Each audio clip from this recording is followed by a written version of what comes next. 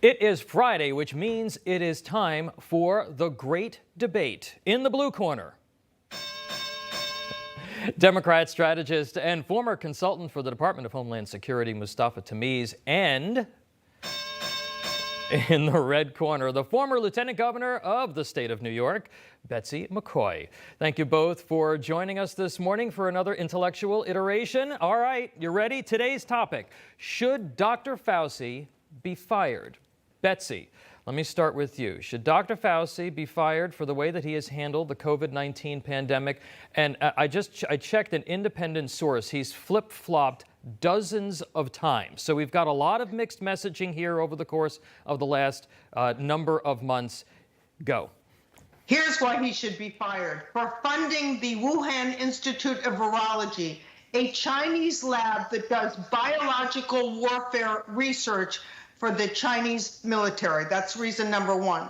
Number two, trusting the World Health Organization and its director, Dr. Tedros, even after it became apparent that the World Health Organization covered up China's initial lies about the virus. And number three, the lies that Fauci himself told about masking, urging people last March not to mask, not because the science didn't back up masking, it did, but because he didn't want to admit that the U.S. was short of masks. That was the truth at the time. All right, Mustafa. Fauci. You know, the conservatives have just turned into Marsha Brady.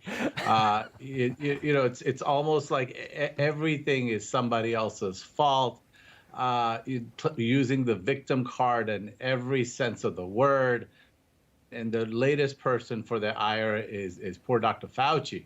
I mean, my God, Dr. Fauci is not the one that said, inject bleach in yourself and use light to, cure yourself from coronavirus. He's the one telling Americans to, take the vaccine and enjoy the holidays coming on 4th of July and come to the birthday party and celebrate the 4th of July and Independence Day. So look, Dr. Fauci, like everyone else, is doing his best, telling Americans accurate information as he gets it, and he's the most trusted voice when it comes to coronavirus. Well, we should celebrate it. Let me jump in here, Mustafa, just for a second. There is a Rasmussen survey that came out that showed that 2/3 of voters believed that politics influences Fauci's COVID decisions. He even admitted to looking at poll numbers before making a determination as to what he was going to say to the public about certain things. So do you think that he has become, at this point, too politicized? Is he seen as somebody who is just not reliable any longer, instead of really focusing on the science and giving people direct messaging? Well, he worked under a very difficult administration, and with President Trump, he had to balance how to spin what President Trump was pushing out, and he'd done his best. And I think, look, Dr. Fauci has had a very long career. Polling also indicates he's one of the most trusted voice when it comes to coronavirus. He is not trusted. He is not trusted. I mean, that's what polling indicates. You brought up polling. No, it does not.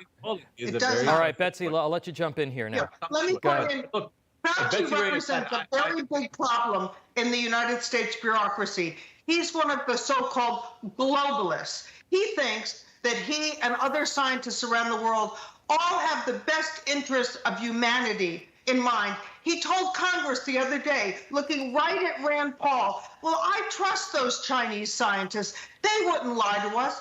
When you're a scientist at the Wuhan Institute of Virology, and the Chinese government comes and puts its thumb on you, you lie if you have to.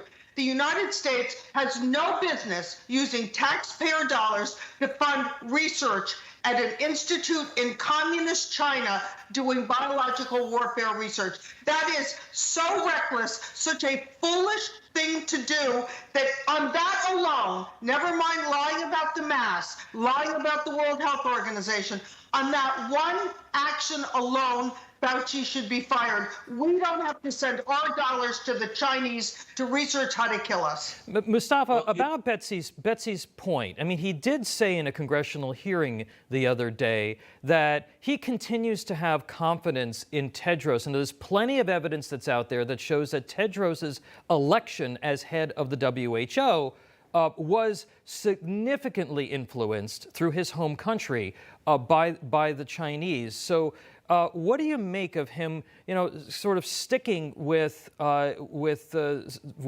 line of messaging at this point? Look, I think that there are issues in the World Health Organization.